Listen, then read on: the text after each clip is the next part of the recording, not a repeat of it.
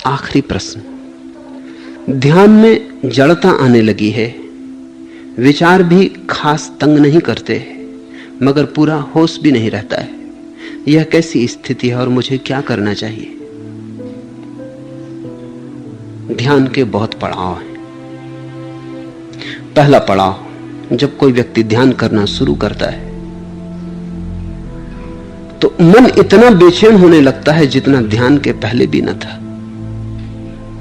इतनी अशांति आने लगती है जितनी कभी ना आई थी। डर लगता है ये तो और उलझन बढ़ी, सुलझाने आए थे, ये तो और उपद्रव गले पड़ा। चाहते थे शांति, ये तो और अशांति आ गई। लेकिन ये इसलिए होता है, इसलिए नहीं कि अशांति बढ़ती है, सिर्फ इसलिए होता है कि तुम्हारा बोध बढ़ता है। अशांति तो तुम्हारे भीतर पड़ी है, भारी पड़ी है, बाजार भरा है, राशि लगी है, लेकिन तुम इतने व्यस्त हो कि तुम इस पे ध्यान नहीं दे पाते। जब तुम ध्यान करते हो तो तुम भीतर की तरफ मुड़ते हो, तो पहली दफे तुम अपने सारे उपद्रव से परिचित होते हो। तो पहले पड़ाव पर तो बड़ी घबराहट आ जाती, बड़ी बेचैनी बढ़ जाती, विचार विक्षिप्त की भांति दौड़ने लगते, शोरगुल बढ़ता मालूम पड़ता है, उपद्रव बढ़ता मालूम पड़ता है, और ऐसा लगता है ये क्या हुआ। हम तो ध्यान से आकांक्षा किए थे शांत होने की, और भी अशांत हो गए। तब घबराहट आती है, मन होता है लौट जाएं। लेकिन अगर तुम करते ही चले गए तो धीरे धीरे ये अशांति खो जाती, तब मन शांत होने लगता है। ये जो दूसरी घड़ी आती है, ध्यान में जड़ता आने लगी है, ये जड़ता नहीं है, लेकिन विचार की गति क्षीण हो रही है। तो तुमने अब तक गति ही एक जानी है विचार की, चैतन्य की गति का तुम्हें कोई पता नहीं। और जब विचार की गति कम होने लगती तो लगता है कहीं जड़ तो नहीं हो रहा, ये क्या हो रहा है। अब शांत हो रहे हो तो जड़ता मालूम पड़ती है। ऐसा ही समझो कि तुम सदा बाजार में रहे, हिमालय पे चले जाओगे तो बड़ी ऊब मालूम होगी कि कुछ मजा नहीं आता, कुछ सार ही नहीं मालूम पड़ता, ये तो सब जड़ मालूम होता है। बाजार की आदत वहां भी पीछा करेगी। तुम बाजार चाहते हो, बाजार में चहलकदमी मालूम होती, गति मालूम होती, जीवन मालूम होता है। ये पहाड़ पर तो सब जड़ मालूम होता है। ऐसी ही दूसरा पड़ाव आया, इससे भी पार जाना पड़ेगा। धीरे धीरे तुम पाओगे कि जिसे तुम पहले गति समझते थे वही जड़ता थी। एक नई गति का अनुभव तुम्हें भीतर होगा जो चैतन्य की गति है। एक नए जीवन की प्रतीति होगी जो चैतन्य का जीवन है। पर पुराना जीवन छूटे और नया आए, इन दोनों के बीच में एक अंतराल तो पड़ेगा।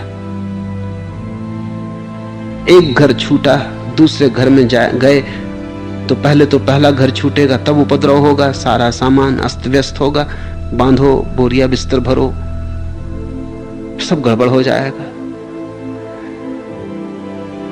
अभी तुम दूसरे घर में भी नहीं पहुंचे, रास्ते में रिक्शा टांगे में अटके हो, सामान लादे जा रहे हैं दूसरे घर में, अभी दूसरा घर भी नहीं आया है, तो और भी मुश्किल हो गई। सब सामान अस्त व्यस्त हो गया, बंद हो गया, सब उलझन हो गई। दूसरे घर में जाओगे, व्यवस्थित होगे, धीरे धीरे फिर बसोगे, फिर से चीजों को जमाओगे, तब राहत मिलेगी। अभी जड़ता मालूम होगी। ये मध्यकाल है, इससे भयभीत मत होना। इस मध्यकाल में न तो बेहोशी रहेगी पूरी और न होश रहेगा पूरा।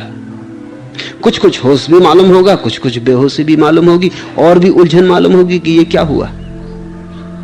एक कंफ्यूजन, विपरीत चीजों का मिला जुला संगम, एक खिचड़ी की अवस्था होगी।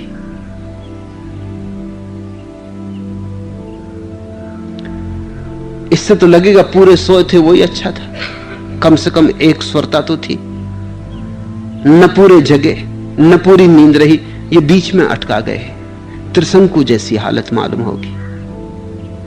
तीर छूट चुका प्रत्यंचा से और अभी लक्ष्य पर नहीं पहुंचा।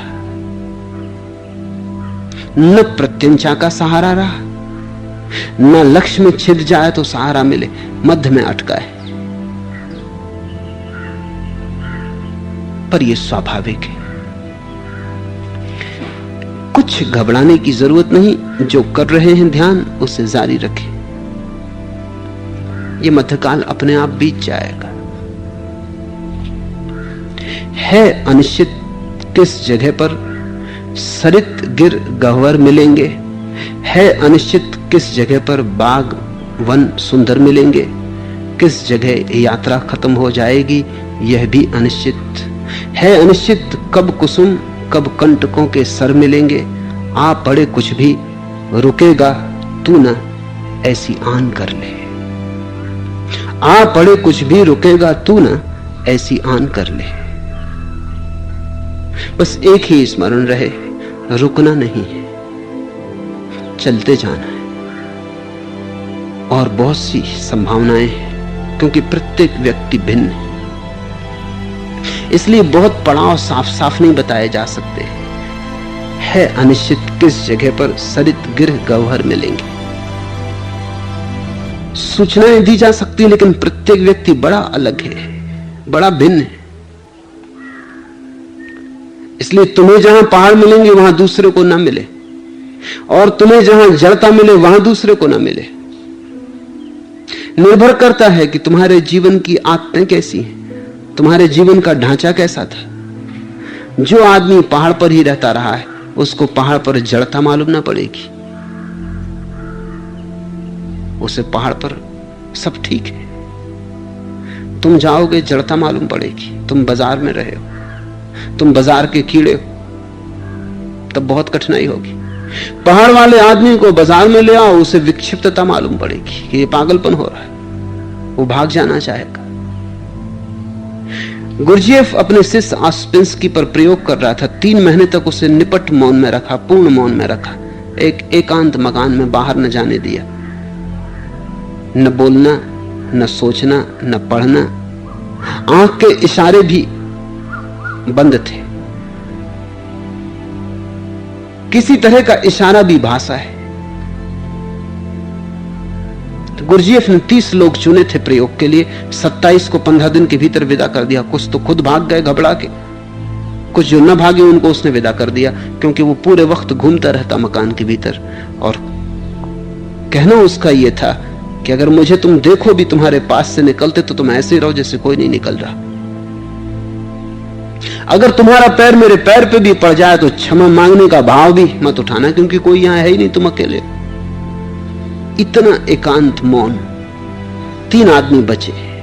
3 महीने पूरे होने पर उन तीनों को गुरजेफ नगर में ले गया।